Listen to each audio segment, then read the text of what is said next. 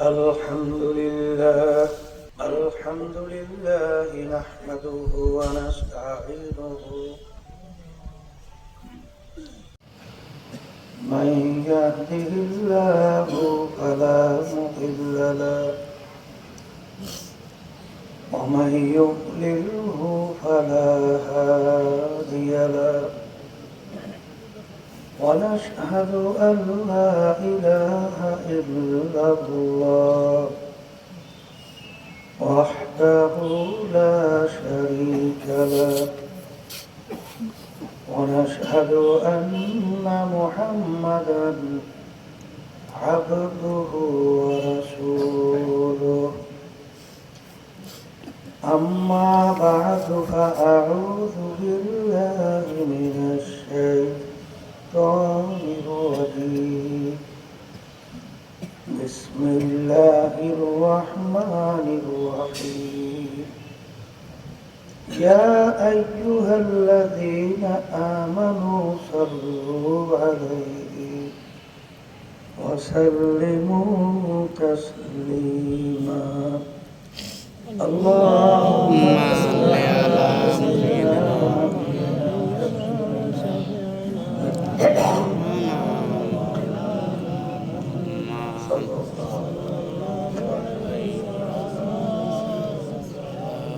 اللهم صل على سيدنا وشفيعنا وحبيبنا ومولانا محمد صلى الله عليه وعلى آله وأصحابه وسلم اللهم صل على سيدنا وشفيعنا وحبيبنا ومولانا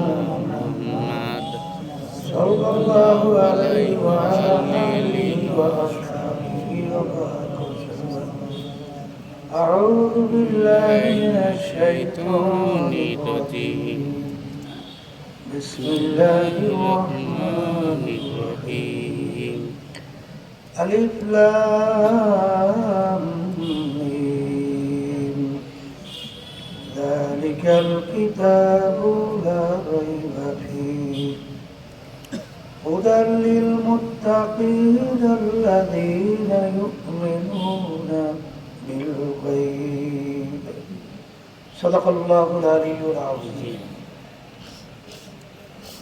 শুকরিয়া আদায় করতেছি মহান রব্বুল আলামিনের দরবারে।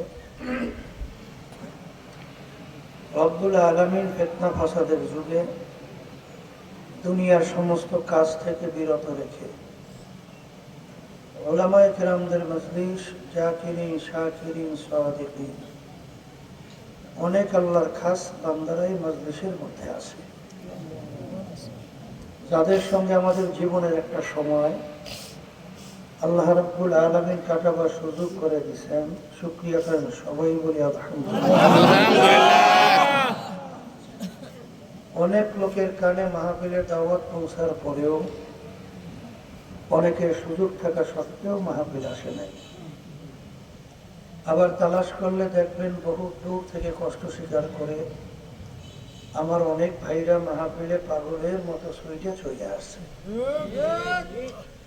মাং যাত্রা বজাদা যে যে জিনিস পাওয়ার জন্য চেষ্টা করে ওই জিনিসে পাইয়াও যায়। দাদাজান আব্বাজান চরমনের জমিনে ঘুমায় আছে। আমার আব্বাজান বলতেন তিনি মাহফিলে প্রথম থেকে শেষ পর্যন্ত থাইকা বাড়ি বিদায় হয়ে চলে গেলে আমল নামার মধ্যে কম পক্ষে হলেও 50 লক্ষ নেকি এরকম জমা হতেই পারে না। নিয়ত যাদের সহি আল্লাহকে রাজি খুশির উদ্দেশ্যে যারা আসছেন, আল্লাহ রাব্বুল আলামিন তাদের আমল নামার মধ্যে লক্ষ লক্ষ নেকি দান করবে।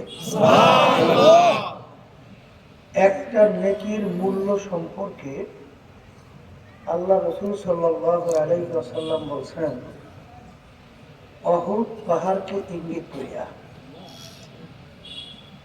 এই পুরো পাহাড়টা যদি স্বর্ণের হয়ে যায় এর যত মূল্য হবে তুলনা ছাড়া একটা নেকির মূল্য অনেক বেশি। সুবহানাল্লাহ। একটা নেকির প্রয়োজন সম্পর্কে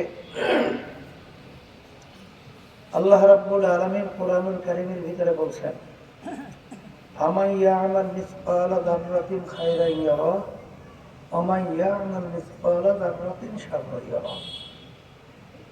আল্লাহ রাব্বুল আলামিন বলেন, যারা পরিমাণ তোমার যদি নেকি থাকে তার ফল তুমি ভোগ করতে পারবে, আর যারা পরিমাণ যদি তোমার গুনাহও থাকে তার ফলও তোমার ভোগ করতে পারবে। যারা কাকে বলে? একটা কাপড় ধুইয়া কাপড় রোদ্রের ভিতরে ঝাড়া দিলে নিগড়াবার পরে লক্ষ লক্ষ রেণু রেণু দেখা যায়, ওই এক একটা রেণুকে বলা হয় যারা। এই পরিমাণ গুনাহ থাকলেও তার ফল ভোগ করতে হবে। আমি বলছি, আল্লাহ বলছেন। তাহলে কিয়ামতের ময়দানে যদি কারো একটা নেকের ঠেকা বাজে, সারা কিয়ামতের ময়দানে ঘুরিয়া একটা নেকি সংগ্রহের কোনো সুযোগ আছে? বলে কেন নাই তাও জানতে হবে। কিয়ামতের ময়দানটা এত কঠিন হবে, আল্লাহ রাব্বুল আলামিন কোরআনুল কারীমের ভিতরে বিবরণ দিতে যাইয়া বলছেন, ইয়াউমা ইয়াফিরুল মারউ মিন আখিহি ওয়া উম্মিহি ওয়া আবিহি ওয়া সাহিবাতিহি ওয়া বানিহি লিকুল্লি ইমরিইন মিনহুম ইয়াউমা ইযিন শা'নুন ইউগনিহি। আল্লাহ রাব্বুল আলামিন বলছেন, সন্তান মায়ের কাছে যাবে, মা সন্তানকে পরিচয় না দিয়া সন্তান থেকে মা ভাইগে যাবে। মা কি করবে? কার থেকে ভাগবে? বলেন, সন্তান থেকে। কিয়ামতের ময়দানে সন্তান থেকে মা যদি ভাগে, এখন বলেন তো দ্বিতীয় মায়ের চেয়ে আপন দ্বিতীয় কে আছে? আছে? তাহলে মাই যদি তাকে কিয়ামতের ময়দানে পরিচয় না দেয়, তাহলে অন্য কেউ পরিচয় দেবে, নেকি দিবে? চিন্তাও করা যায়? যায় না? কিয়ামতের ময়দানটা কেমন হবে শোনেন না। ওয়ায়াকুলু ইব্রাহিম খলিলুল্লাহি নাফসি ওয়ায়াকুলু ঈসা রূহুল্লাহি নাফসি ওয়ায়াকুলু মূসা কালিমুল্লাহি নাফসি। নবীরা পর্যন্ত ওই অবস্থা দেখার পরে উম্মতদের কথা ভুলে যাবে, বলবে রব্বুল আলামিন আপনি আমাকে বাঁচান, আমাকে বাঁচান। সেই কঠিন মুহূর্তে কেউ কাউকে নেকি দেবে না? চিন্তাও করা যায় না? আসতে বলে যায় যায় না? এখন এই নেকি সংগ্রহের জায়গা কোথায়? বলেন দুনিয়াতে। যারা আজকে মাহফিলে আসছেন, আল্লাহ যদি কবুল করে, নিয়ত যদি সহি থাকে, লক্ষ লক্ষ নেকি রব্বুল আলামিন আমলনামায় দান করবেন। যারা মাহফিলে আসছে জিতছি না ঠকছি? আর যারা আসে নাই ঠকছে। এখন আপনার আমি তো বলি জিতছি আর ঠকছে, ঠিক না? কিন্তু এক শ্রেণী বর্তমানে দেখবেন মুসলমানের ঘরে জন্মগ্রহণ করছে, মুসলমান দাবিও করে। আমাদের এই কথা শোনার পরে তারা কিন্তু মিসকি মিসকি হাসবে, একজন আর একজনের গায়ে টিটকেরি মাইরে ডইলে ডইলে হাসতে হাসতে পড়বে। ঠিক না? এরা হলো বস্তুবাদী। এরা বলতে চায়, যা দেখি না দু নয়নে, বিশ্বাস করি না গুরুর বচনে। দেখি না তা বিশ্বাসও করি না।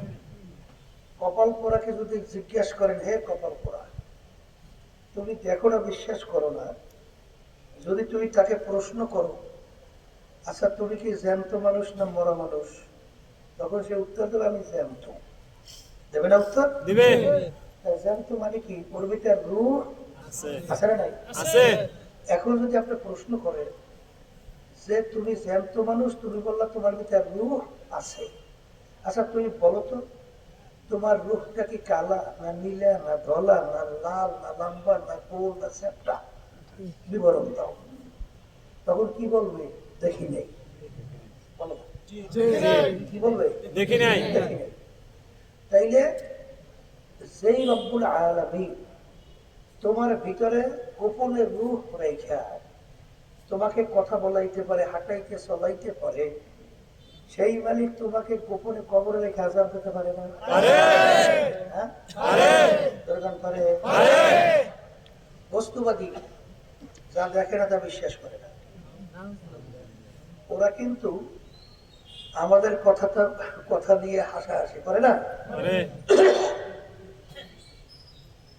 আমরা ওলামায়ে কেরাম বয়ান করি, হে আল্লাহর বান্দা বান্দীরা, আল্লাহ রাব্বুল আলামিন যাকে ছোট একটা বেহেশত দান করবে এই 10টা দুনিয়ার সমান।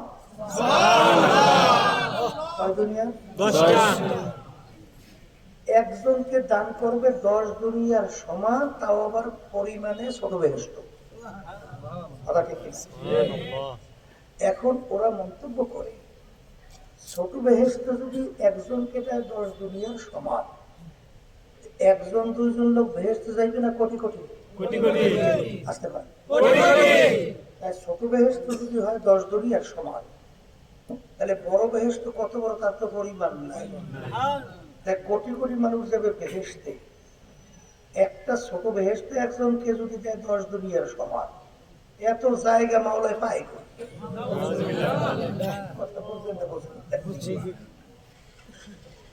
আল্লাহর রহমতে এখন বৈজ্ঞানিকের যুগে, আধুনিক যুগে, আবিষ্কারের যুগে আল্লাহ রাব্বুল আলামিনের জায়গার কোনো অভাব নাই। বলে তা কেমন? সংক্ষেপে বলছি, কিছুদিন আগে আমেরিকার নাসা একটা সংস্থা, ওরা মহাকাশ নিয়ে রিসার্চ করে। কিছুদিন আগে মহাকাশের মধ্যে একটা গর্তের সন্ধান পাইছে। কি সন্ধান? এখন এই গর্তের মুখটা কত বড় এইটা বোঝাতে যাইয়ে বৈজ্ঞানিকরা বলতেছে, আমরা যে সূর্যটা দেখতেছি এই সূর্যটা তো দুনিয়ার থেকে 13 লক্ষ গুণ বড়। কত লক্ষ? 13 লক্ষ গুণ বড়। ওই সূর্যের মুখটা কতটুকু, ওই যে গর্তের মুখটা, ওইটার নাম লাগছে কৃষ্ণ গহ্বর, অন্ধকার গুহা। ওই গর্তের মুখের বিবরণ দিতে যাইয়া বৈজ্ঞানিকরা বলে, এই দুনিয়ার থেকে 13 লক্ষ গুণ বড় সূর্য, এরকম 30,000 কোটি সূর্য। কত? এরকম 30,000 কোটি সূর্য একত্রিত করিয়া ওই গর্তের মুখের ভিতরে একসঙ্গে ঢুকে যাওয়া যায়। এখন বলেন তো আপনি এই গর্তের মুখের কত বড়, কত কি আপনি হিসাব করে বের করতে পারবেন? পারে? পারা যায়? এরকম 30,000 কোটি সূর্য একসঙ্গে গর্তে ঢুকে দেওয়া যায়। তাও বলে আবার ছোট গর্তে আসছে বলে বড় গর্তের সন্ধান পাওয়া যায়। এখন আল্লাহ রাব্বুল আলামিন যদি ঘোষণা করতেন যাকে আল্লাহ ছোট বেহেশত দান করবে 100 দুনিয়ার সমান, আমার মালিকের জায়গার অভাব আছে? আছে? শোনেন, আমার ভাইদেরকে বলো, পর্দারে মা বোনেরা শুনছেন, শোনেন, এই চিন্তা করবে যারা মানুষ, যাদের ব্রেন ভালো আছে, সে পাগল, ওর উপরে কোনো ভালো মন্দ, সওয়াব নাকি, অপরাধ বা শাস্তি, পুরস্কার তিরস্কার কিছু আছে? ওই পাগল, ওর চক্ষু নাই, ওর হাত পাও নাই, ওর অঙ্গ প্রত্যঙ্গ নাই, তাইলে ওর উপরে হিসাব নিকাশ, ভালো মন্দ, সাজা দাদা কিছু নাই। কারণ ওর ব্রেন ঠিক নেই। ব্রেন ঠিক না থাকার কারণে ওর উপরে কোনো কি নাই, তরফা কোনো নাই। কিন্তু যার ব্রেন ভালো আছে সে যদি কোনো অন্যায় করে ছাড় পায়? তুই যে ভালো মানুষ, তুই সব বলছো, তুই যে করছো রাখে কিনা? তাহলে আল্লাহ রাব্বুল আলামিন মানুষের ভিতরে ব্রেন দান করছে চিন্তা করার জন্য। এদের হাদিসের মধ্যে আসছে, তাফাক্কুরু সাআতান ফি খালকিল্লাহ খায়রুম মিন ইবাদাতি 60 ওয়া ফি রায়াতিন 70 ওয়া ফি রায়াতিন 80 সানা।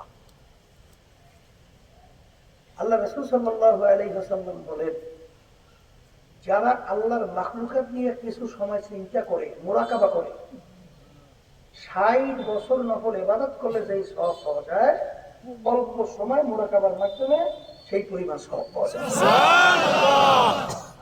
অন্য রায়াতের ভিতরে আছে 70 বছর, অন্য রায়াতে 80 বছর। কারণ কি? যখন আল্লাহর বান্দাবান্দি আল্লাহর মাখলুকাত নিয়ে চিন্তা করবে, তখন ওই আল্লাহর বান্দাবান্দির কাছে এই মাখলুকাতের খালেকের পরিচয় আইসা যায়। যখন আল্লাহর বান্দাবান্দি চিন্তা করবে এই সূর্যটা আল্লাহর মাখলুক না, দুনিয়া থেকে 13 লক্ষ গুণ বড়, দুনিয়া থেকে দূরত্বে আছে 9,30,00,000 মাইল। 9,30,00,000 মাইল দূরে সূর্য, দুনিয়ার থেকে 13 লক্ষ গুণ বড়। এই সূর্যটা কোন রশির মাধ্যমে, কোন খাম্বা দিয়া কে ঝুলাইয়া রাখলো, এত বড় সূর্য কে বানাইলো? আর এই সূর্য 9,30,00,000 মাইল দূর থেকে এই দুনিয়ার ভিতরে পানিতে ভরা জমিন, গাছপালা ভরা জমিন, ঘর বাড়িতে ভরা জমিন, এই মাটি জমিনের ভিতরে যখন 9,30,00,000 মাইল দূর থেকে যখন গরমের দিনে দুপুরের সময় তাপ দেওয়া শুরু করে, তখন এই সূর্যের তাপে মানুষ অস্থির হয়ে যায়। তাহলে এত গরম এই তেজ, এই আগুন কে জ্বালাই? জ্বালাইল এই যখন বন্দাবান্দি এই মাখলুকের নিয়ে চিন্তা করে, তখন তার কাছে উত্তর আসে, এই বানাইন্য একজন কারিগর আছে, সৃষ্টিকর্তা আছে, এই চালাবার একজন কারিগর ড্রাইভ করলে আছে না? তখন তোমার কাছে উত্তর আসবে, সেই ড্রাইভ এবং সেই সৃষ্টিকর্তা, তার নাম হলো আল্লাহ।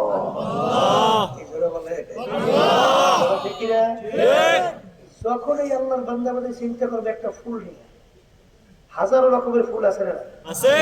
হাজারো রকমের ফুলের হাজারো রকমের ঘেরান আছে না? আপনি ঘেরানটা কি দেখেন? আসতে বলে তাহলে এই গোলাপ ফুলের এত সুন্দর ঘ্রাণ, মন মাথা কলিজা ঠান্ডা, এত সুন্দর মনোরম এই ঘ্রাণ কে লাগাইয়া লুকাইয়া রাখে? কোথায় রাখবে, কিভাবে রাখবে? এই চিন্তা যখন বান্দাবান্দি করে, তখনই তার কাছে পরিচয় আসে এই ফুলের সৃষ্টিকর্তার পরিচয় আল্লাহ। কথা ঠিক যাবে? ঠিক। এই মুরাকাবা করতে যাইয়ে আল্লাহর বান্দা বলতেছে, আর মে তু হ্যায়, ভূ মে তু হ্যায়, গুরু মে তু, जिधर देखता हो मैं तू ही तू है, तू ही तू है, तू ही तू। আমার দয়ার মালিক, আমি যখন ফুলের দিকে তাকাই, আমি যখন ফুলের ঘেরান নেই, আমি ফুল দেখি না, আমি ঘেরান পাই না, আমি দেখি তোমাকে, ঘেরান পাই তোমার।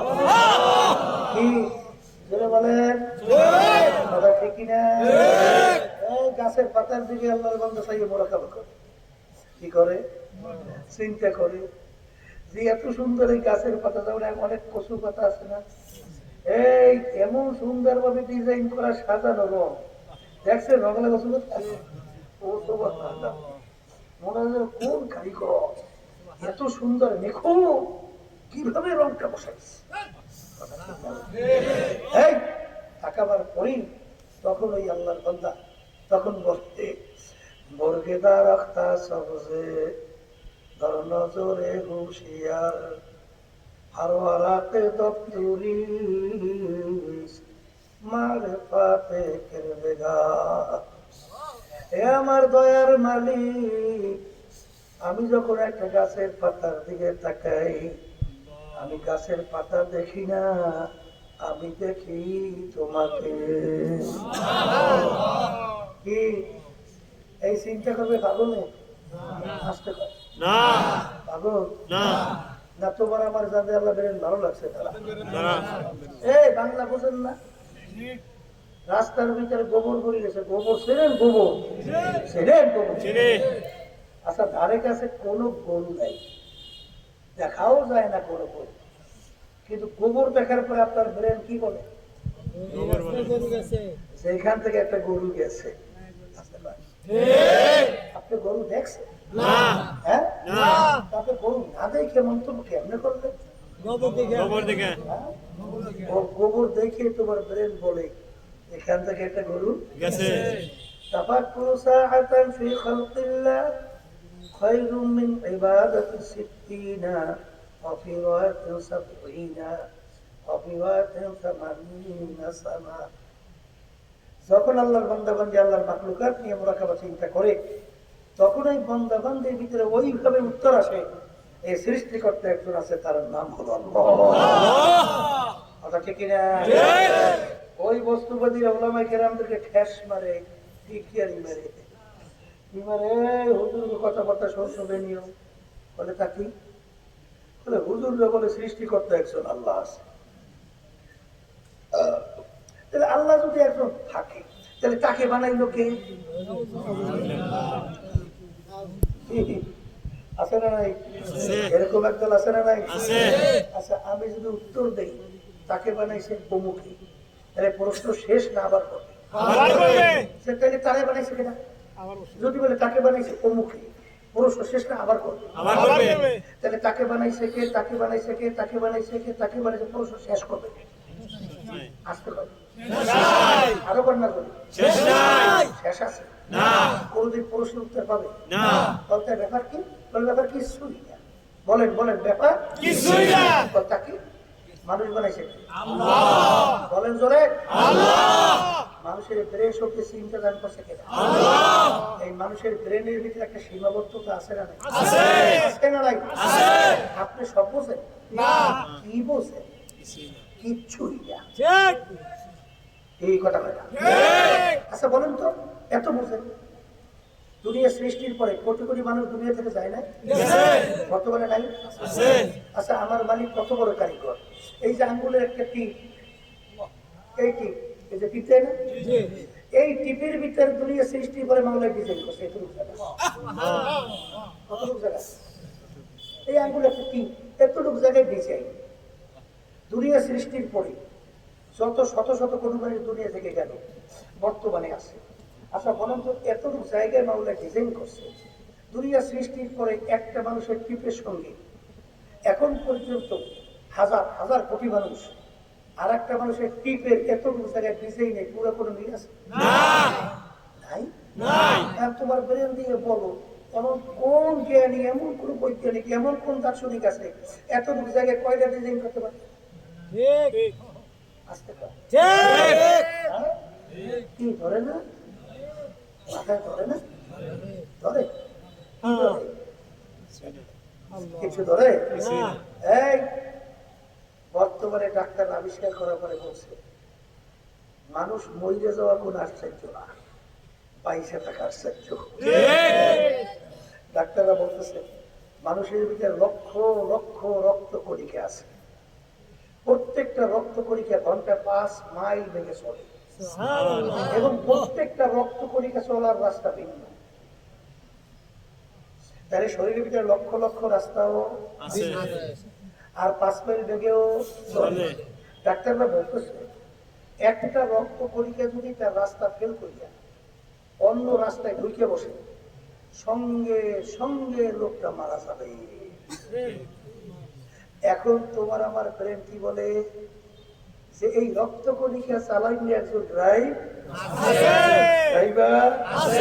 আছে,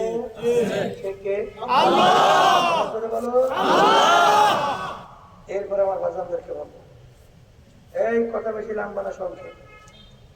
এই কোরআনুল কারীম নাযিল হলো প্রায় 1450 বছর হয়ে গেছে না? আসতে পারে যারা মানুষ তারা চিন্তা করবে দুনিয়া সৃষ্টির পরে কোন কিতাব, কোন বই, কোন দার্শনিক দর্শন, কোন বৈজ্ঞানিকের আবিষ্কার আজ পর্যন্ত কেউই চ্যালেঞ্জ হিসেবে বলতে পারে নাই যে আমার লেখায় কোনো ভুল নাই, আমার দর্শনে কোনো ভুল নাই, আমার আবিষ্কারে কোনো ভুল নাই। বরঞ্চ যত লেখক লেখে বলে আমার লেখায় ভুল হলে জানাবে, পরবর্তী সংস্কার সংশোধন। আমি ভুল বলছি না ঠিক বলছি? তাইলে যারা মানুষ তারা চিন্তা করবে দুনিয়ার মধ্যে আজ পর্যন্ত এমন কোনো ইতিহাস নাই যে বলছে আমার কাজে কোনো ভুল নাই, লেখায় কোনো ভুল নাই, আবিষ্কার কোনো ভুল নাই। কিন্তু যারা মানুষ তারা চিন্তা করবে দুনিয়া একটাই কিতাব, সেই কিতাবের নাম কোরআনুল কারীম। তার শুরুতে লেখা আছে যালিকাল কিতাব লা রাইবা ফীহি। জোরে বলেন সুবহানাল্লাহ। যারা মানুষ তারা কিন্তু চিন্তা করবে দুনিয়া সৃষ্টির পরে এরকম কোনো ইতিহাস নাই যে তার লেখার ভিতরে আবিষ্কারের ভিতরে চ্যালেঞ্জ করতে পারছে। কিন্তু একটাই কিতাব যার শুরুতে লেখা আছে যালিকাল কিতাব লা রাইবা ফীহি। এই যে কিতাব দেখো এর ভিতরে ভুল সন্দেহ বলতে কিছু নাই। বলেন সুবহানাল্লাহ।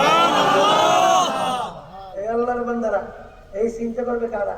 মানুষ। নাম যে গোয়াল করে গরু বলেন, গরুরাই চিন্তা করবে তো। হ্যাঁ, এই চিন্তা গরুর মধ্যে আল্লাহ দেওয়ার শক্তি আছে দেশে?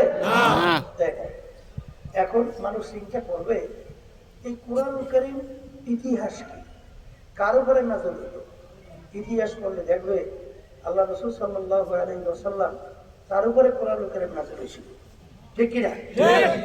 তখন তারা ইতিহাস করলে দেখবে যে আল্লাহ রাসূল সাল্লাল্লাহু আলাইহি ওয়াসাল্লাম তিনি মায়ের পেটে থাকা অবস্থায় আল্লাহ তার আব্বাকে দুনিয়া থেকে নিয়ে এসেছিল। তিনি দুনিয়াতে আসার পরে বছর 6 বয়স আল্লাহ তার আম্মাকেও নিয়ে গেছে। দুনিয়ার কোনো শিক্ষকের কাছে আল্লাহ রাসূল পড়ার কোনো সুযোগ আল্লাহ দেয় নাই, সুযোগ পায়ও নাই। আল্লাহ রাসূল সাল্লাল্লাহু আলাইহি ওয়াসাল্লাম তিনি তার নিজের দস্তখত সাইনও করতে জানতেন না। প্রমাণ রাখতেন কিভাবে?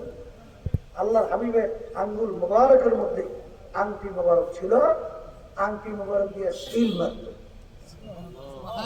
সেই উম্মি আল্লাহর হাবিবের উপরে ছোট চটি বই না 30 পারা কোরআনুল কারীম নাযিল হলো, যার শুরুতে আল্লাহ চ্যালেঞ্জ হিসেবে বলে যালিকাল কিতাব লা রাইবা ফীহি। সুবহানাল্লাহ। আরবের কাফেররা আরবি ভাষা ছিল না, তারা কোরআনুল কারীম বুঝতো না, আসতে পারে ভুল বের করতে পারছিল না, আসতে পারে না। এই 1450 বছরের মধ্যে ইসলামের সত্য দুনিয়া থেকে যায় নাই, বর্তমানে নাই, ভুল বের করতে পারছে না, পারে না। তাহলে এই আলোচনার মাধ্যমে আমি কি বুঝাতে চাই? কোরআনুল কারীম সত্য, আসতে বলে কোরআনুল কারীম সত্য, আবার কোরআনুল কারীম সত্য। কোরআনুল কারীম যদি সত্য হয়, এখন আমার বাচ্চাদেরকে বলবো, পর্দারে মা বোনেরা শুনতেছে, আল্লাহ রাব্বুল আলামিন 18,000 কম বেশি মাখলুকাত সৃষ্টি করছেন না? এর ভিতরে 2টা মাখলুকাত, মানুষ এবং জিন। বলে কেন সৃষ্টি করছেন? আল্লাহ ওই কোরআনুল কারীমের ভিতরে বলতেছেন ওমা খালাকতুল জিন্না ওয়াল ইনসা ইল্লা লিয়াবুদুন। আমি মানুষ এবং জিন এই 2টা জাতিকে সৃষ্টি করলাম কেন? আমার মালিক বলে আমার ইবাদতের জন্য। সবাই বলি সুবহানাল্লাহ। আল্লাহ রাব্বুল আলামিন আমাদের সৃষ্টি করেছেন কেন? বলেন ইবাদত করার। কার ইবাদত? আল্লাহ। এখন ইবাদত একটা আরবি শব্দ, উর্দুতে বলে গোলামি, বাংলা অর্থ হলো মালিকের হুকুম অনুযায়ী চলা। মুখস্থ করেন, মালিকের হুকুম অনুযায়ী চলার নাম কি? আমার বলেন মালিকের হুকুম অনুযায়ী চলার নাম কি? আল্লাহ আমাদের কিন্তু বানাইছেন তার ইবাদতের জন্য, কিন্তু অন্য অন্য মাখলুকাতগুলো আল্লাহ কেন বানাই? কথা ঠিক? আল্লাহ রাব্বুল আলামিন ওই সত্য কালামের ভিতরে কোরআনুল কারীমের বলতেছেন ওয়াখুলিকা লাকুম মা ফিল আরদি জামিআ। আমি অন্য অন্য মাখলুকাতগুলো বানাইলাম তোমাদের জন্য।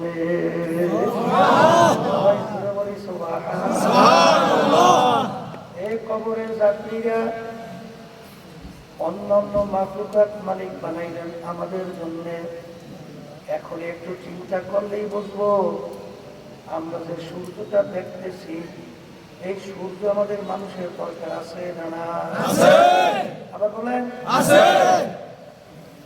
এই সূর্য না থাকলে মানুষ বাঁচবে? ফসল হবে না। তাইলে সূর্য আমাদের দরকার আছে। আছে। একটা মানুষ যদি দুনিয়া না থাকে সূর্যের কিন্তু কিছু আসে যায় না, কথা ঠিক? সূর্য আল্লাহ বানাইছে মানুষের জন্য। আমরা যে গরু পালি, গরু আমাদের মানুষের দরকার আছে না নাই? আছে। একটা মানুষ দুনিয়া না থাকলে গরু কিন্তু কিছু আসে যায় না। গাছ আমাদের মানুষের দরকার আছে না নাই? আছে। একটা মানুষ যদি দুনিয়া না থাকে গাছের কিন্তু কিছু আসে যায় না, কথা ঠিক হবে? ঠিক। এই মাছ আমাদের দরকার আছে না নাই? আছে। একটা মানুষ দুনিয়া না থাকলে মাছের কিন্তু কিছু আসে যায় না। তাহলে সমস্ত মাখলুকাত মালিক বানাইলেন আমাদের জন্য, আর আমাদেরকে বানাইলেন মালিক যার ইবাদতের জন্য। সবাই বলি সুবহানাল্লাহ। এখন আমার ভাইদেরকে বলবো, বড়বেলার মাহমুদরা যারা শুনতেছেন, এখন ইবাদত কাকে বলি? বলছিলাম মালিকের হুকুম অনুযায়ী। এখন সংক্ষেপ কথা, মালিকের হুকুম প্রতিটা মানুষের ব্যক্তিগত জীবনে আছে না নাই? আছে। বললেন, মুখ খুলে বললেন। আছে। পারিবারিক জীবনে আছে না নাই? আছে। এই সামাজিক জীবনে আছে না নাই? আছে। কামাই খরচের মধ্যে আছে না নাই? আছে। ব্যবসা ক্ষেত্রে আছে না নাই? আছে। এই আল্লাহর বান্দারা রাজনৈতিক জীবনে আছে। আছে। এই আন্তর্জাতিক জীবনে আছে। সুরাসিয়া আছে। পোশাকাতির মধ্যে আছে। বর্তমানে কিন্তু একদল বেরিয়েছ, এরা বলে মহিলাদের পোশাকাতির ব্যাপারে করো, বলে রেস্ট্রিকশন নাই। বলেন নাউজুবিল্লাহ। নাউজুবিল্লাহ। আচ্ছা, মহিলাদের উপর পোশাকাতির ব্যাপারে রেস্ট্রিকশন নাই? আল্লাহ কি বলছেন পোশাকের ব্যাপারে? লিবাসুত তাকওয়া যালিকা খায়র, পরহেজগারি লেবাস তোমাদের জন্য উত্তম। যদি কেউ যাই না শুই না বুঝা এই কথা বলে পোশাকের ব্যাপারে করে রেস্ট্রিকশন নাই, ওই ইমান থাকে না। আসতে পারে না। থাকে থাকে না। হ্যাঁ না। এই আল্লাহর বান্দারা, পোশাকাদির ব্যাপারে মালিকের হুকুম আছে। আছে। আছে। দাড়ি কিভাবে রাখতে হবে, চুল কিভাবে রাখতে হবে, জামা কিভাবে গায়ে দিতে হবে, লঙ্গি কাপড় কিভাবে পড়তে হবে, এরকম ভাবে একটা হুকুম আল্লাহ আল্লাহ রাসূলের পক্ষ থেকে নাই? আছে। হ্যাঁ আছে। আছে না নাই? আছে। জামা কোন পর্যন্ত গায়ে দেবেন? হাদিসের মধ্যে আছে নিসফু সাদ, হাঁটু বিড়াল মাছ বরাবর লম্বা, কথা ঠিক কিনা? এই দাড়ি কি পরিমাণ রাখবেন? সাহাবাই কেরাম হলে আল্লাহ হাবিবের সাথে, কথা ঠিক কিনা? ঠিক। 1.5 থেকে 1.5 লক্ষের মতো সাহাবাই কেরাম, একজন সাহাবিকেও পাবেন না এক মুষ্টির উপরে দাড়ি ছাড়ছে বা কামাইছে, একজন নাই। কারণ আল্লাহ রাসূল সাল্লাল্লাহু আলাইহি ওয়াসাল্লাম বলেন, তুলুল লিহিয়া, তোমরা দাড়িকে লম্বা করো, ওয়া কাসরুশ শাওয়ারিব, মুখকে খাটো করো, কথা ঠিক কিনা? চুল রাখবেন কি পরিমাণ, কি কায়দায়, কোন নিয়মে? 3 রকমের 1 রকম, 3 রকমের 1 রকম। কান্দা পর্যন্ত লম্বা, কানের লতি পর্যন্ত লম্বা, সাউহু সব দিক দিয়ে সমান করিয়ে দেওয়া, কথা হয় না? 3 প্রকারের 1 প্রকার। টুপি রাখবেন কেমন? বলে বিজাতিদের টুপি না হইলেই ওর দ্বারা সুন্নাত আদায় হবে, তবে হাদিসের ভিতরে আছে বাতহা। বাতহা কাকে বলে? মাথার সঙ্গে মিলতে থাকা, মাথার সঙ্গে মিলে থাকা। কথা ঠিক যাবে? ঠিক। এই পাগড়ি সুন্নাত কি সুন্নাত না? সুন্নাত। হ্যাঁ সুন্নাত। তাহলে পোশাকাদির ব্যাপারে আমার মালিকের আল্লাহ রাসূল সাল্লাল্লাহু আলাইহি ওয়াসাল্লামের নির্দেশ আছে না? আছে। আছে। আছে। এখন আমার কথা আমরা কি বলবো? আপনি আলহামদুলিল্লাহ নামাজ পড়েন, রোজাও রাখেন, দান সাদকাও করেন, হজও করছেন, কাশ্মীরি মাওলার জিকিরও করেন, তাহাজ্জুদের নামাজও পড়েন, কিন্তু আপনার স্ত্রী নামাজ পড়ে না, ছেলে নামাজ পড়ে না, মেয়ে নামাজ পড়ে না। এই এক কথায় আপনার সন্তানাদি দিনদার হইয়া চলে না, ওখানে মালিকের হুকুম নাই? আছে আস্তে কর। আছে আমার মালিক কি বলছে? ও আনফুসাকুম ওয়া আহলিকুম নারা, নিজে জাহান্নামের আগুন থেকে বাঁচো, আহাল পরিবার পরিজনকে জাহান্নামের আগুন থেকে বাঁচাও। কার হুকুম? আবার জোরে কর। এখানে আল্লাহর হুকুম আছে আস্তে কর। আছে আছে না? আছে না? এই সামাজিক ব্যাপার আমাদের কোনো দায়িত্ব কর্তব্য নেই? আছে নাই নাই নাই নাই। এই আল্লাহ রাসূল সাল্লাল্লাহু আলাইহি ওয়াসাল্লাম পড়শিদের ব্যাপারে সাহাবায়ে কেরামদেরকে এমনভাবে তাকিদ দিয়েছেন, গুরুত্ব দিয়েছেন। সাহাবায়ে কেরাম বলতেছেন, আল্লাহ রাসূল সাল্লাল্লাহু আলাইহি ওয়াসাল্লাম আপনি যেভাবে আমাদের পড়শিদের ব্যাপারে গুরুত্ব দিয়েছেন, তাকিদ দিয়েছেন, তাহলে আমাদের ইন্তেকালের পরে আমাদের পড়শিদেরকে আমাদের জমিজমার ওয়ারিসও হবে নাকি? এক শ্রেণী বাজান আছে, আল্লাহ ধনী বানাইছেন, সম্পদ দান করছে, কিন্তু তার পাশের বাড়ি এক শ্রেণী আমার বাজানরা অসহায়, অনাহারে, অর্ধাহারে, টাকার অভাবে চিকিৎসা করতে পারে না।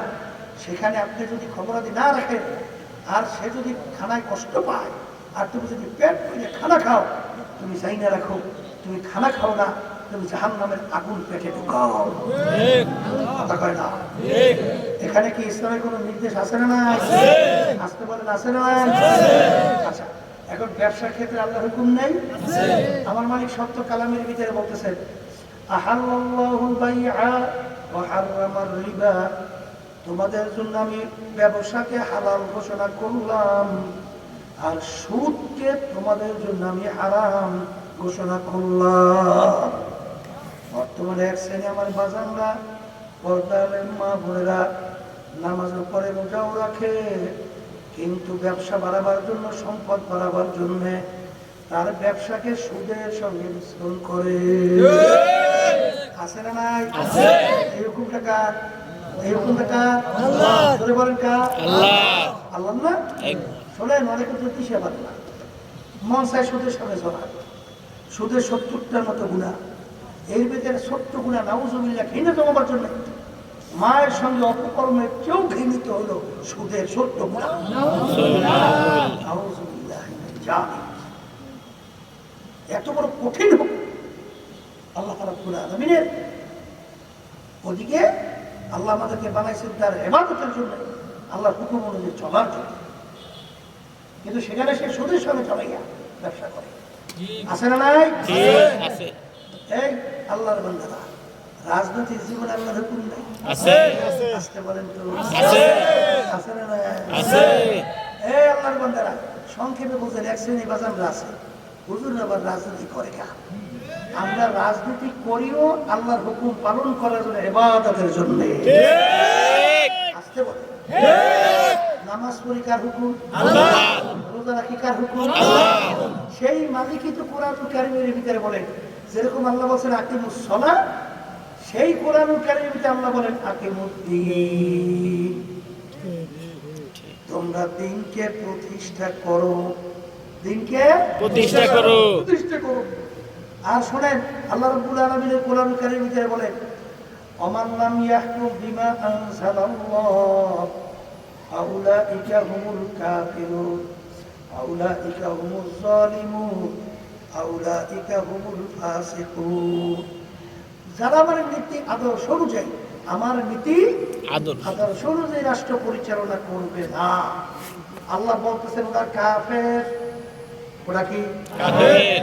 ওরা জালেম, ওরা ফাসিক। কে বলছেন? আল্লাহ। আবার বলেন, আল্লাহ।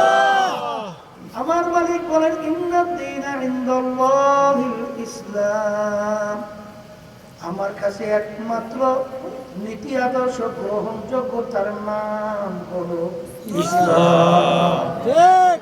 কোরআন শরীফ থেকে বলছি না, অন্য জায়গায় থেকে বলছি? হ্যাঁ, আমার বাচ্চাদেরকে বলি, সংক্ষেপ বোঝেন না? আল্লাহ রাসূল সাল্লাল্লাহু আলাইহি ওয়াসাল্লাম তিনি রাষ্ট্রপ্রধান ছিলেন না? তিনি রাষ্ট্র চালায় না? সাহাবায়ে কেরাম রাষ্ট্রপ্রধান ছিলেন না? তারা রাষ্ট্র চালায় না? বর্তমানে একটা হুজুর হয়ে গেছে, পীরও হয়ে গেছে, আলেমও হয়ে গেছে, এরা বলে আমরা রাজনীতি করি না। হ্যাঁ, তবে মানব রচিত কুফুরি যে তন্ত্রমন্ত্র এটা করি না, ঠিক আছে। কিন্তু আল্লাহ নীতি আদর্শ নিয়ে পাঠাইছে, আমার মালিক বলেন রাজা রাজা। তাহলে রাজা রাজা দাবি করলে হ্যাঁ কোনো নীতি নেই, আসতে করে আছে না নাই?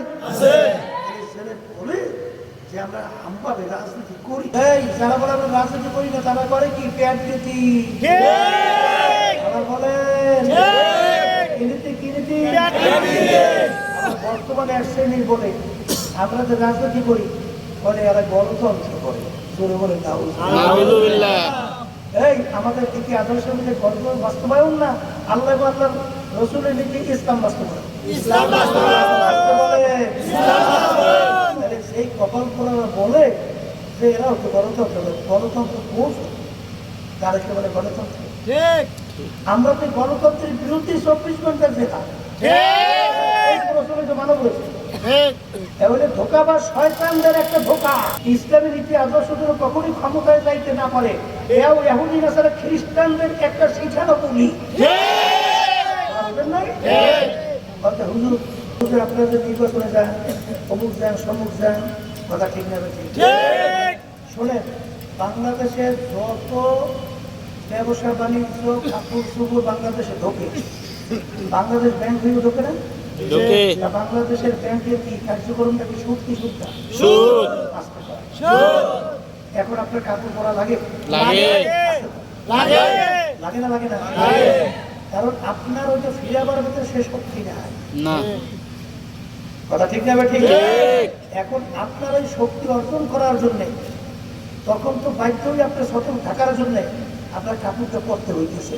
এটা আপনি ইচ্ছা করেন অনুভয় হইতে আসতে পারে। এখন মাঠ যদি খালি থাকে আগাছা জন্মায় না? ফসল লাগাইতে হবে না? ফসল লাগাইতে হইলে বিভিন্ন পদ্ধতি কোনো উপায় নাই, সে অনুপায় হইয়া তখন তো আপনার লক্ষ্যে পৌঁছার জন্য আপনার তো গাড়িতে চড়তে হয়, বিমানে চড়তে হয়, অমুক তমুক সমুক করতে হয়। যাইবেন কিভাবে? আপনি বিদেশে যাবেন, হজে যাইবেন। হজে যাইতে হইলে আপনাকে পাসপোর্ট করা লাগে না? লাগে আসতে পারে। তাই পাসপোর্ট ছবি তোলা কি শরীয়তে জায়েজ দেয়? বৈধ দেয়? ছবি তোলেন কেন? এছাড়া উপায় নাই। এছাড়া কোনো উপায় নাই। প্রয়োজন কোনো উপায় নাই, পদ্ধতি নাই। কথা ঠিক না? ঠিক। এখন আমার বাজানদেরকে বলবো, এই প্রচলিত কুপুরি গণতন্ত্রের বিরুদ্ধেই তো আমাদের চাপ। ঠিক না? ঠিক। এখন মূল ব্যাপারটা হইল, এগুলো সব হইল ওই খ্রিস্টান এবং নাসারাদের পিছন থেকে গোপনে সুন্দর একটা পদ্ধতির মাধ্যমে ইসলামী নীতি আদর্শ যেন রাষ্ট্রের ক্ষমতায় না যেতে পারে এই জন্য করতে। এরা কয়েকটি সশস্ত্র জেহাদ। এই জেহাদ করার মতো পরিবেশ আছে না? আসতে পারে। আল্লাহ রাসূল সাল্লাল্লাহু আলাইহি ওয়াসাল্লাম শক্তি অর্জন না করা পর্যন্ত কোন সময় কাফেরদের বিরুদ্ধে অবস্থান নেছে না? ছিল নেছে না? এই নিয়ম কি?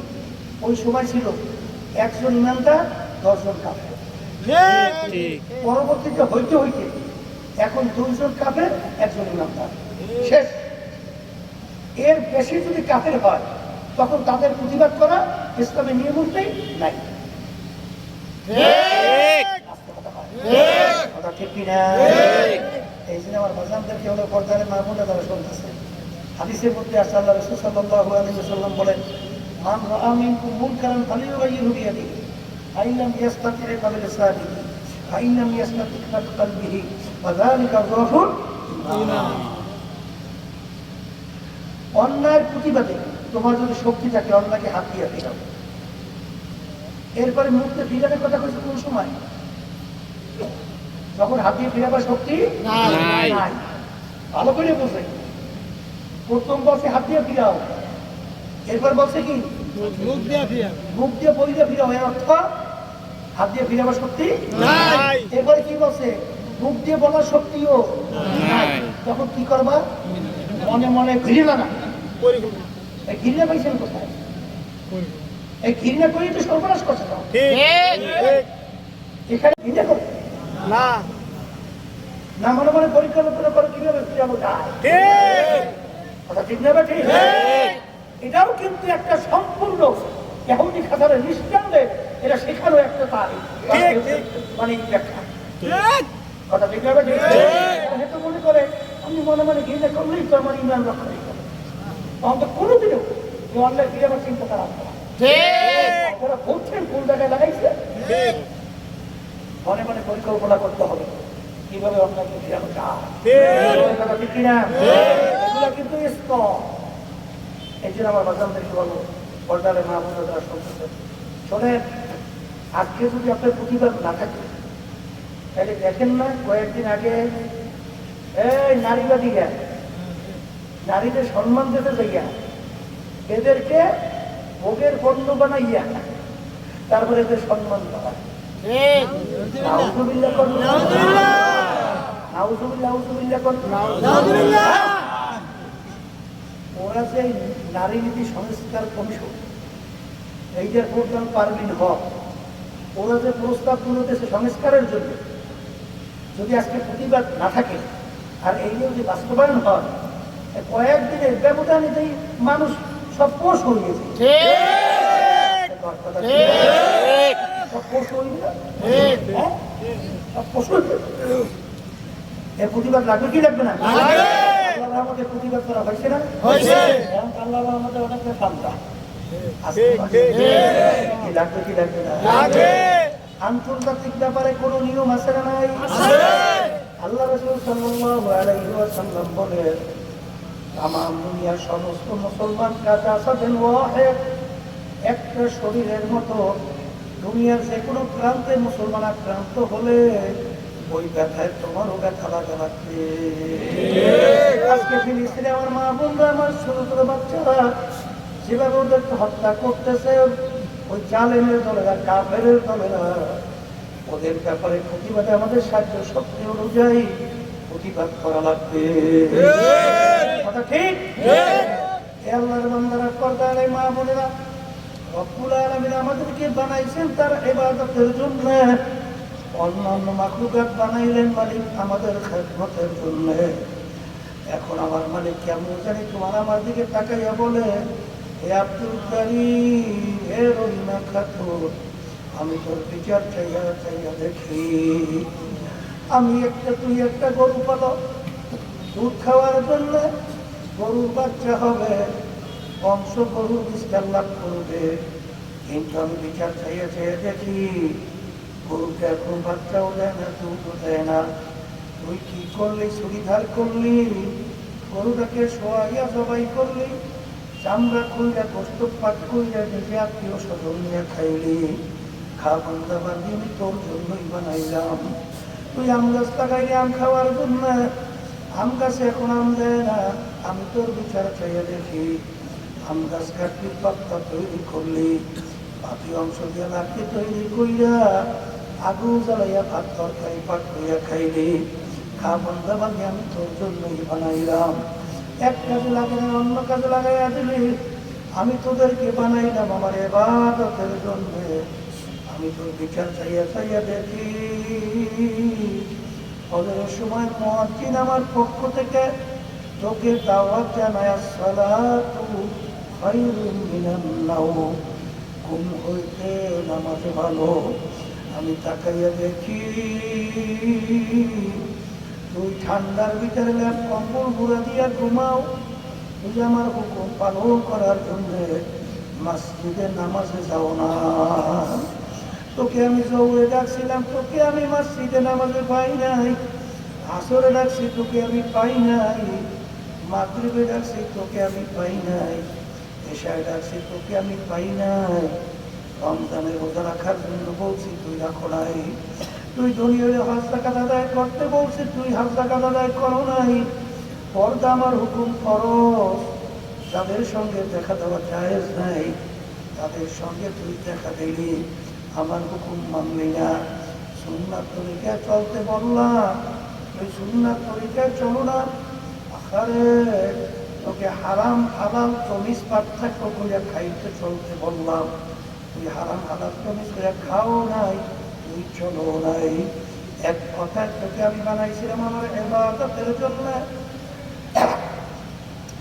তখন তোকে আমার ইবাদতে পাই নাই। এ বান্দাবান্দি বিচার কর, গরু পালছিলে দুধ খাওয়ার জন্য, বাচ্চা হবে গরু বছর স্থান লাভ করবে, গরু বাচ্চা দেয় না, জবাই করলি। আম গাছ লাগাইলে আম খাওয়ার জন্য আম দেয় না, গাইটা তত্তা বানাইলি লাঠি বানাইলি, তোকে আমি বানাইলাম আমার ইবাদতের জন্য। যখন তোকে আমার ইবাদতে পাই নাই, এখন তোর বিচার তুই কর। তোকে অন্য মানুষ সবাই পূজা খাবে, তাও তো আমি জায়েজ রাখি নাই। আখারে এখন তোকে আমি কোন কাজে লাগাবো? আমার একটা কাজ আছে, আমার একটা চুলা আছে, চুলার নাম হলো জাহান্নাম। আল্লাহ আপনি আমাকে আমাদের সবাইকে মাফ করে দেবেন। আল্লাহ রাব্বুল আলামিন বলেন, ওয়াকুদুহা আন-নাসু ওয়াল হিজারা উইদ্দাত লিল কাফিরিন। আমার মালিক বলেন, জাহান্নামের আগুন জ্বালাইতে তওবা না পারমানের হাজারি লাগবে। আল্লাহ জাহান্নামের আগুন আমার মালিক জ্বালাবে মানুষ এবং পাথর দ্বারা। আল্লাহ আপনি আমাকে আমাদের সবাইকে মাফ করে দিয়ে। এ কবরের যাত্রীরা, দুনিয়ার আগুন প্রথম জ্বালাবার জন্য নরম নরম জিনিস দিয়ে আগুন জ্বালানো লাগে, কিন্তু জাহান্নামের আগুন এমন তেজের হবে, ওই আগুন জ্বালাবে মানুষ এবং পাথর দ্বারা। আমি বলি নাই, আল্লাহ বলছেন, আমি শুনাই আল্লাহ। এই আল্লাহর বান্দারা, পর্দার মা বোনেরা, বাজার তোমার আমার চিন্তাও নেই, চেষ্টাও নাই। মুসা আলাইহিস সালাম রওনা করলেন, রাস্তার পাশে থেকে একটা পাথর যার যার কাঁদতে আসে। মুসা আলাইহিস সালাম বলে, পাথর তুমি কেন কান্দ? পাথরের জবান খুলে গেল, ডাকতে বলে, হে জামানার নবী মুসা, আপনি কোথায় রওনা করছেন? আল্লাহর সঙ্গে দেখা করার জন্য। পাথর বলে, নবী আমার কথা একটু আমার মালিকের কাছে বললেন, একটা পাথর যার যার কাঁদতেছে, তোমার ভয়, তোমার জাহান্নাম আযাব তোমার ভয়। পাথর নহরদারি করছে, ওই পাথর তোমার জাহান্নামের আগুন থেকে বাঁচায়। মুসা আলাইহিস সালাম বলেন, মালিক পাথর তোমার ভয় কাঁদতে কাঁদতে নহরদারি করছে, পাথর তোমার জাহান্নামের আগুন থেকে বাঁচায়। আল্লাহ রাব্বুল আলামিন বলে, হে জামানার নবী মুসা, পাথরকে বইল, ওকে আমি জাহান্নামের আগুনে জ্বালাবো না। মুসা আলাইহিস সালাম আসলে আইসা বলে, পাথর তোর কপাল ভালো, আমার মালিক তোর কান্না কবুল করছে, আমার মালিক তোকে জাহান্নামের আগুনে জ্বালাবে না। পাথরের কান্না বন্ধ হয়ে গেল। কিছুদিন পরে ওই পথ থেকে যখন নবী আবার রওনা করলো, দেখে পুনরায় আবার পাথর কান্দে। নবী ধমক দিয়ে বলে, পাথর তুমি কি আমার কথা বিশ্বাস করো নাই? তুমি আবার কেন কান্দ? তখন পাথর বলে, নবী আপনার কথা আমি বিশ্বাস করছি, কিন্তু আমি চিন্তা ভাবনা করিয়া দেখলাম, আমি পাথর যদি না কাঁদতাম আপনার নজরেও পড়তাম না, আর আপনার নজরে যদি না পড়তাম আপনি আমার কথা আমার মালিকের কাছে বলতেও পারতেন না। আর যদি বলতে না পারতেন, আমি পাথর বুঝি জাহান্নামের আগুন থেকেও বাঁচতাম না। সেই কান্নার উচিলে আমি পাথর জাহান্নাম থেকে বাপ পাইলাম। আমি পাথর চিন্তা করিয়া ঠিক করছি, ওই কান্না আমি পাথর আর কিয়ামত পর্যন্ত আর ছাড়বো না। কবরের যাত্রী, আল্লাহর বান্দারা, পর্দার মা বোনেরা, একটা পাথর যদি আমার মাওলার ভয়, আমার মাওলার জাহান্নামের ভয়, কাঁদতে কাঁদতে যদি নহরদারি করতে পারে, তোমার আমার তেল কলম কি পাথরের চেয়েও শক্ত হইয়া গেল।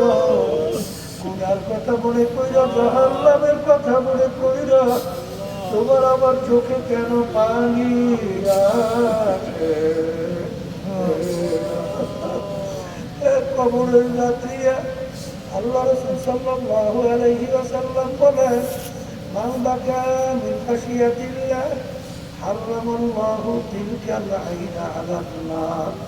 যেই চক্ষু আমার মাওলার ভয় কাঁদবে, ওই চক্ষু জাহান্নামের জন্য হারাম হয়ে যাবে।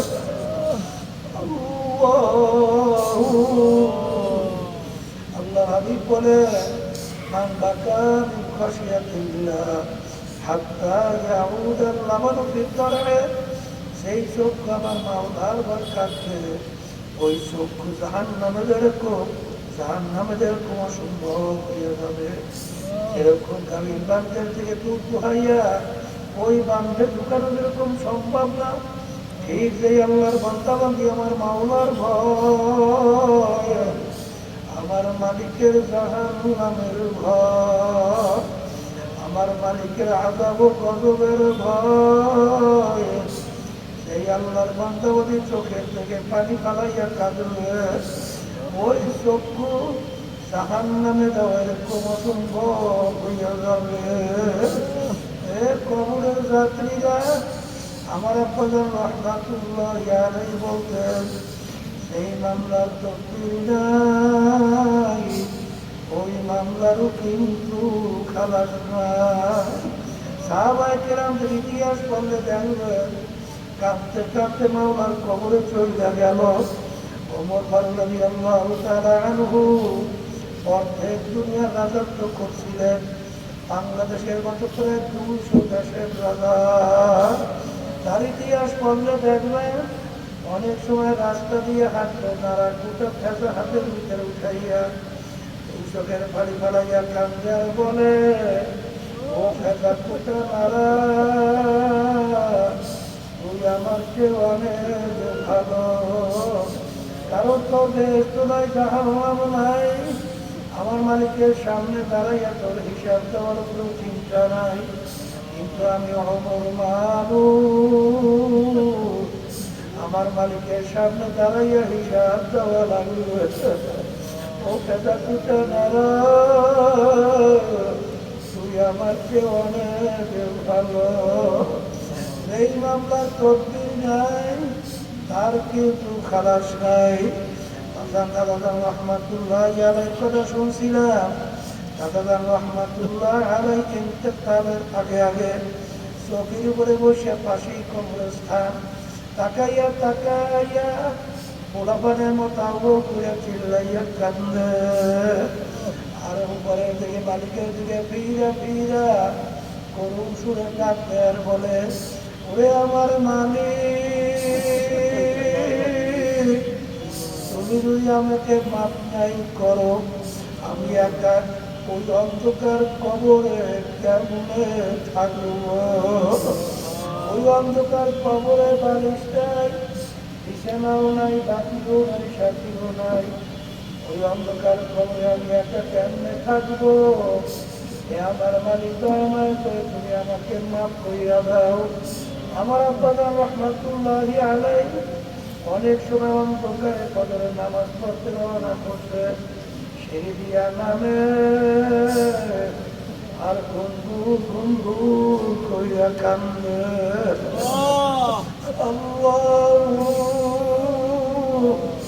যেই মামলার তকদির নাই, তার কিন্তু খালাস নাই।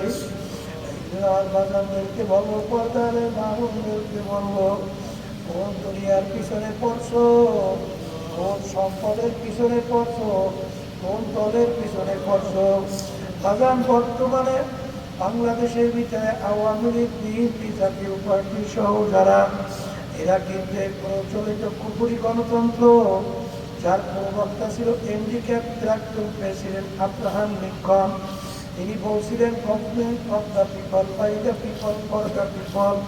তিনি এক কথায় বোঝাতে চায়, সমস্ত ক্ষমতার মালিক জনগণ।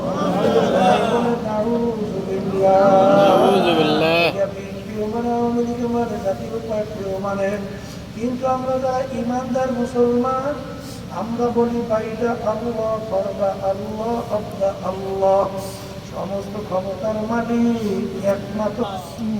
এই যে আমার বাজানদেরকে বলবো, পর্দারে মা বোনদেরকে বলবো, ওই সত্য কোরআনুল কারীমের মধ্যে আল্লাহ রাব্বুল আলামিন আগে তোমাকে আমাকে জানায় রাখছেন, ইয়াওমা নাদউ কুল্লা উনাসিন বিইমামিহিম, কিয়ামতের ময়দানে আমার মালিক প্রত্যেকটা মানুষকে তাদের কৃষককে ডাকবে। তাই কি আমার মালিক বলবে, তোর দলের নেতা নেত্রী যেদিকে যায় ওদের পিছনে পিছনে সেই দিকে যা। এই দিন আমার বাজানদেরকে বলবো, পর্দারের মা বোনদেরকে বলবো, এক কথায় তোমার নেতা নেত্রী যেখানে জায়গা, আমার মালিক বলেন তো সেইখানে জায়গা। আমার বাজানদেরকে শুনে রেখে যাই, পর্দারের মা বোনদেরকে শুনে রেখে যাই, কে মানবে কে মানবে না তা আমাদের বিষয় না। কারণ বাবা, তোমার কবরে তুমি যাবা, আমার কবরে কিন্তু আমি যাব। আমার কবরের প্রশ্নের উত্তর আমি দিব, তোমার কবরের প্রশ্নের উত্তর তুমি দেবা। এই জন্য যখন মালিক এই মাহফিলে নিয়ে আসছেন, মালিকের কাছে দোয়া করো, মালিক যেন তার খাস বান্দা না বানাইয়া, পর্দারের মা বোনকে খাস বান্দি না বানাইয়া কবরে যেন তার না দেয়। আল্লাহুম্মা আমিন। এই ঘরের লোকেরা হাত উঠাও, মনের কথা মনে করো, ওই চোখের পানি ফালা, মালিকের দরবারে কান্দো আর মাপ চাও। যদি কান্না না আসে মনকে বোঝাও করে না,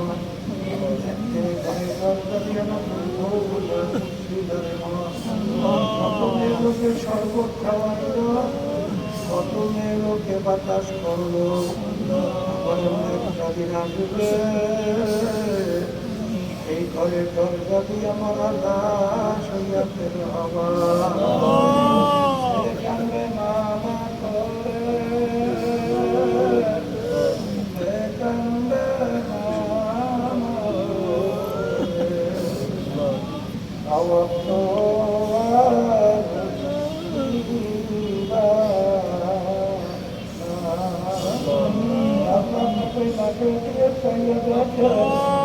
আপনার দ্বারা জীবনের সামনে